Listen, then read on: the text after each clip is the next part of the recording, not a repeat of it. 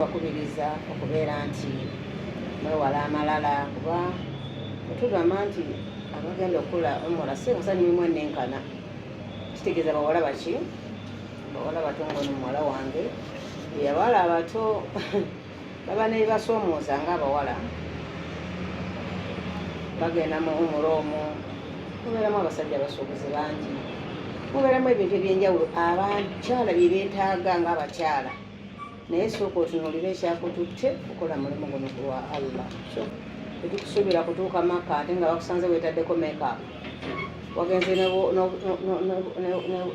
nebo eye pencils ogenze n'obukowekowe obuwanvu lipstick ogenze nazo bannange eri ensi gye mulagamu nsi y'abamalayika okusinga abantu ya abakozi abakola e Makka ne Madiina abasinga bamalayika.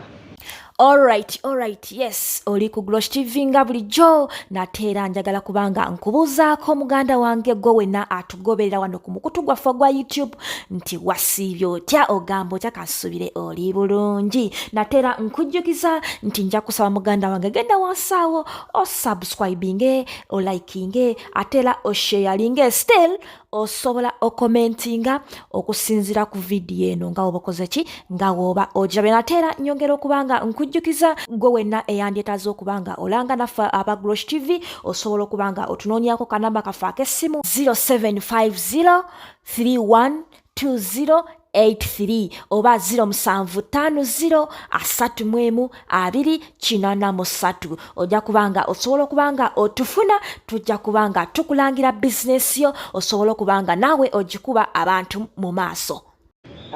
Oluvannyuma lw'ekyo twebaza abantesitesi mwenna abalowoozezza oba oliawo nti abakyala bwe tuba tubawuliddeyo koomula eyaabwe biyinza okuba ebyangu saba Allah abitukola ebyangu.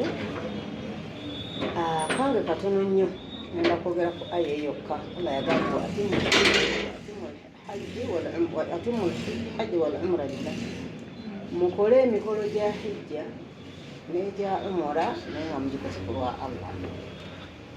Ako kokka tekayinza okubeera akakulu mu lugendo luno nti abantu bagenza okukola emikolo gya umra n'abakola emikolo gya hijja naye bagikoze lwaki bigendererwa ki ebibatutte.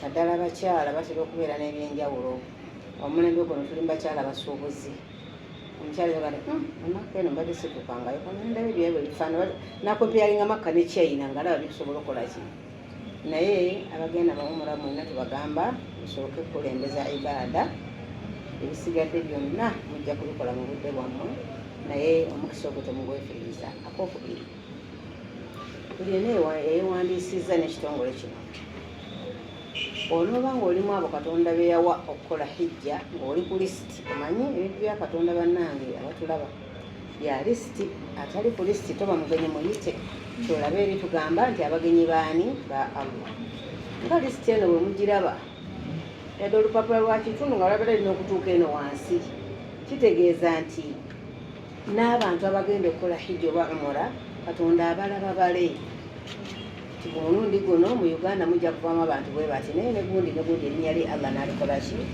n'aliisaamu lwaki nti abantu balina malayika ezitukolako emirimu nga bwolaba kampani zino zikola emirimu basekuritale baani newa Katonda muggulu bwe tebifaanana kati buli ena ali ku lisiti ya Allah ajja kugenda atali ku lisiti n'oba olina sente nnyingi oyinza obutagenda ne bw'onaba byonna ebisanyizo birina Katonda nga teyakuteekamu abo banaagenda tojjagge naye tukugamba tutya tekikunakuwaza era tekikunyiiza kkiriza tobadde wa mwaka ogwo leka kwonoona sente kale sente zaye kanzikolemu kino kubanga sikoze eki sigenza akasa nti sibadde ku lisiti y'omwaka one Allah musaba nteeke ku lisiti y'omwaka ogujja okusaba bwe tuba tugenze mu bifo ebyo abakyala tulina okubeera nga twegendereza nnyo naddala Imam Kyeyina akyogedeko wano ekyobulamu bwaffe bukyuka abalina embuto mugende nga mweterezezza abatalina mbuto kuba tulimu abafumbo n'abatali bafumbo kitegeeza mukyala ayinza okuba n'olubuto n'atalutegeera olw'embeera y'ensi mwalaga ebivaamu kati ebyo byonna byonna omukyala ateeka okubeera nga byegendereza olw'ensonga nti omukyala tasobola kwemalirira nga musajja abaako ebizuusi bingi ebeera nga byetaaga obuyambi pozi nja kwebaza abaami abagenda ne bakyala baabwe akagambo kakulu nti abo umura yaabwe ate ejjula nnyo olw'ensonga nti ye alina gwe tuyinza okutuukirako nti omukyala afunye obuzibu naye nga tubakubiriza okubeera nti mwewala amalala kuba otugamba nti abagenda okukola umura sekusani mimwe nenkana kitegeeza bawala baki bawala bato ngono muwala wange abawala abato baba ne basoomooza ng'abawala bagenda mu umura omwo mubeeramu abasajja abasuubuzi bangi mubeeramu ebintu ebyenjawulo abakyala bye beetaaga ng'abakyala naye sooka otunuulira ekyakututte okukola mulimu guno kulwa Allah kyokubiri byonna byeyagala bimusaba jjakikuwa tetukusuubira kutuuka maka ate nga bakusanze weetaddeko makeup wagenze nebo eye pencils ogenze n'obukowekowe obuwanvu lipstick ogenze nazo bannange eri ensi gye mulagamu nsi y'abamalayika okusinga abantu ya abakozi abakola e Makka n'e Madiina abasinga bamalayika newankubadde nze basanga bifaananyi by'abantu naye Allah subhanahu wa ta'ala bwatera ekiteekateeka kati mwegendereza akalakumira okwegendereza ennyo obutakolayo buntuntu bajja basomesa ebyokukolayo bingi naye obutakola buntuntu busherefuserefu bwemubwagalanya abawala mubwegendereze mu bifo ebyo kubanga birina abasirikale baabyo abalabwako n'abatalabwako. Ekirala okukola obugurupu tugende wano tugenda ku shopping bino ebifaanagana bwe bityo ebyo byonna tubikola nga emikolo gyonna giwedde ebatugende abagala okusuubula abagala okukola ki naye mu kaseera kano mbeere nga mbyewala alamuko wanye ne mwebaka mu hotels ze babataddemu ne mwerabira nti mwazze kukola koze n'akasembayo anjagala era okubakyala oba abaana b'obuwala nti gye mugenze okusaba bwe mugenze okusaba abamanyi byanakuwa mu myaka gy'olina byanakuwa mu myaka egiri eno ewange byonna Allah akola ki naye gwe siba omugugu gw'ogwenduwa mugugu gweduwa gw'ogenda okusiba bino tebikola kisooka kusabira banno obubi oyinza okuba olina eyakunyiiza oyinza okuba olina eyakulyaza amaanya oyinza okuba oyina naye abantu abagenda mu hijja oba mu umura tetusabira bannaffe obubi bwona omusabira obubi Allah subhanahu wa ta'ala naawe ayinza obutakusonyiwa kuba newagenze kusonyiyibwa oddeyo otukule kakati abantu bonna abatunyiiza nga tuli eno ewaffe gye tutudde tubasonyiwa ekyo kimu tubasalira tugamba Allah gundi yansobya naye mulungamye omusonyiwe byonna bye yansobya mbimukoze eki bimusonye bwange nsaba kukola ki musonyiwa ekyo kimu.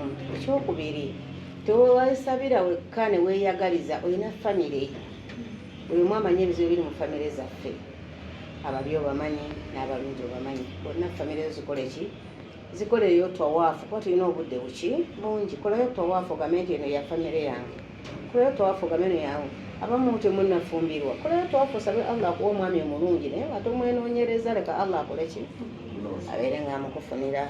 N'olwekyo ebirala bingi tubeewaza abakyala bagenda mu umura eno tubeewaza obutagamba Allah omwami wange tawasaayo omukyala omulala nsaasiga n'okola tawaafu ezo zifiirako omwami takola ki ojja kuba oleesa obuzibu kitegeeza bonna oba toyagala mwami awase naye baganda bo tebajja bawasa omulala ajja kusaba abatali bafumbo Allah nkusaba ntuuse wano ku kabanje kutte nako bwefumbirwanga omwami tawasangayo omukyala omulala kati bw'anaakuwa ng'oli namba 2 ojja kuba oleesa obuzibu. N'olwekyo bye mutateekeddwa kusaba nga si birungi tusabe ebirungi bw'aba mwami saba mwami mulongoofu Allah yanamanya bw'anaako kuba balongoofu yabamanyi mwanaaba Allah subhanahu wa ta'ala omusaba kyonna kyomusaba ageza kusaba ekirungi bw'osaba ssente teweerabiremu ng'amazzi nteeremu omukisa otuusabe mukisa bajja kuwa nnyingi obule nga ne swala tokyakola ki kyazisaala naye buli kyosaba gama onteeremu omukisa buli kyosaba edduwa kuneteeza nga osaba Allah akole ki akuteeremu omukisa. N'olwekyo bannyabo ne bassebo tubaagaliza olugendo olungi Allah subhanahu wa ta'ala wanaaba batutte n'abateesiteesi bakyuka bassebo tubeebaza mwagala kubeera bateesiteesi abaatunuddemu ne mulaba nti abakyala basobola okutambula mu mbeera efaanagana bwetyo n'okubakendereza ku miwendo nakyo kikulu nnyo oba oliawo omuntu ajja kusobola okubeera nga akola ki ng'afuna obusobozi obulambula ku nnyumba eyo, omukisa gw'amaanyi nno. Ojja kwesanga nga bagenda okukola omulimu si be bagagga ennyo, naye ate bw'atyo Katonda bwe yasazeewo okubeera ng'akola ki, ng'abawa omukisa. Tusaba Allah subhanahu wa ta'ala abayambeko okutegeera ebintu bino. Edduwa temuzeerabira, kubanga edduwa nyingi zetusaba mu buli ifo ebyenjawulo, mubaamu edduwa ez'enjawulo. Nazo Allah subhanahu wa ta'ala abayambeko mubeere nga muzitegeera era nga muzikwata. Abalina endwadde musabe Allah subhanahu wa ta'ala abeere nga zibawonya, n'ebirala bingi. N'akasembayo kakasa nti sente zo z'ofuna tozijja mu makubo makyamu. Onozijja mu makubo amakyamu ojja kubula, aba tojja giraba, makoyinza obutamuyingira. Makoyinza obutamuyingira, kati kakasa nti sente yo gy'ofunye oteeka okubeera nga eri mu makubo Allah subhanahu wa ta'ala gayagala era gakkiriza. Ebisigadde byonna Allah subhanahu wa ta'ala ajja kubeera ng'abikuwa. Subhanaka Allahumma wa bihamdika nashhadu an la ilaha illa anta nastaghfiruka wa natubu ilayk. Assalamu alaikum wa rahmatullahi wa barakatuh. Ate nga abategeera lwaki bandibadde batambula mu mbeera eyo inshaallah. Lwaki abakyala bali badde batambula ne bakyala bannaabwe, kisookera ddala bakikulu nnyo nti abakyala obusiraamu tebwabawa ddembe kukolagana n'abasajja batabazira kuwasaawa bannyinaabo babaani. Naye ate obusiraamu bwawo omukyala eddembe okulagana ne mukyala munne mu mbeera zonna. Era tulaba nga Nabbi swalla sallam babanga bakoze hijja ng'abakyala be babeera n'abakyala abalala ngeri y'okuyambaganako ngeri efaanagana bweti. Bw'abanga waafunye ekizibu ng'alaba mukyala Aisha ng'amugamba nfunye embeera bweti, omubaka agamba ki ngaddero ng'amutegeeza omukisa gumu. Ogwokubiri, tuba n'ebintu ebituzuukako ng'abakyala. Tukoowa nnyo, emibiri gyaffe gyekanga mu mbeera efaanagana bweti. Omukyala ayinza okubeera nga mulwadde, omusajja tajja kusobola kugenda mu luumu eri kubuuza nti mukyala gundi nga simulaba, ateeka okuba nga ayinawo wano omuntu wawakati akola ki amuyamba. Wabula kye tubakubiriza nti abakyala bano batera nnyo okubeera n'embeera ez'awaka. Kanziyite bwenti embeera z'awaka, mukyala munaasobola mugamba munnange tetwajja kuwummula tuveeko, obutawa bitiibwa. Balinamu akako obutawa bitiibwa, naye tugamba nti omuntu ku lugendo lwe batambula lwa ibaada, kakasa nti abakutambuza bye bategeera ekitundu okusinga ggwe, bwe batutte, kkiriza byonna bye bakugamba obigoberere osobole okuwona. Era bw'onooba tobigoberedde ojja kubula, kuba biri ebifo twagambye bya bamalayika. Bwe wookolera ensobi awo woosigala, tovaawo. Erikulese nga likubula nerikuzzaayo nga likola ki? Nga likubula. So ekyo tukibeewaza, mubeere bakyala abangu, osobole okwanguira mukyala munnamu akoze eki atambudde naye. Aye naye tumukubiriza ateekwa okubeera mukwata mpola. Omuntu akulembera abantu ateekwa okubeera mukwata mpola, kubanga gwe omusawo. Omusawo omulungi yoyo alaba omulwadde omuli n'amuwa obudde. So bw'okandula oba omusawo bw'oyisa oli omulwadde n'obulwadde bukola ki? Kweyongera. Nolwekyo tugezeeko okulaba ekirala tetwefuula bamanyi. Nze nyina essimu yange nja kufuna location, teweefuula abimanyi, biri nagambye biriko ababikuuma. Ojja koza nti ojja kufuna location we omwasuze, Allah subhanahu wa ta'ala akulera bamalayika bakubuze. Oleme kujjukira, oleme n'okulaba wuwoosu nga tumanyi okubeera ensi efaanagana. Kati tulina okubeera nga twetereza ekirala nti era mukyala munnaffe tumuwa obudde. Abakyala balina era akantu akalala ke mukola. Wamasheyi bakuteereddewo omukyala agenda okukolako. Lwaki oyagala nnyo weetuukira eri? Oyinza okuleeta ebitali biki, ebitali birungi, ate oluusi ibaada yo n'ogyolona, kubanga natugenze mu ibaada. Kati buli lwokola ekitali ddiini, Allah subhanahu wa ta'ala ajja kwekolerako. Ak'enjawulo akali mu bifo biri bye tugendamu, nti e Uganda osobola okubba ne batakumanya, ne batakuwa. Naye eri munnange wookolera ensobi woosigala. N'abakukwata tubalaba naye bw'obula bubuzi.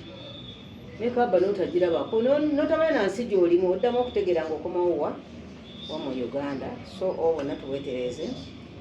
Abasiibula entaana mu kyalo, omuntu agenda kukola hijja nanti agende mala okukwatako mu bibbo by'abalongo, tekagende mala okusiibula ku bajjajja abaafa. Bali baafa tebakoze nawumula, ate nakati gwe Allah akuwadde ate genda kusiibula abantu abo. Abalala babirina awaka ng'abantu, babirina naye tugamba nti ensi gy'ogendamu akabonero akali kulaga nti by'oliko bituufu oba oli mutuufu osaanidde okubeera nti byonna ebiri ejja kubiraba ebyamagero byonna Allah bye yatereka ejja biraba oliba tobirabye nga weetereza inshallah.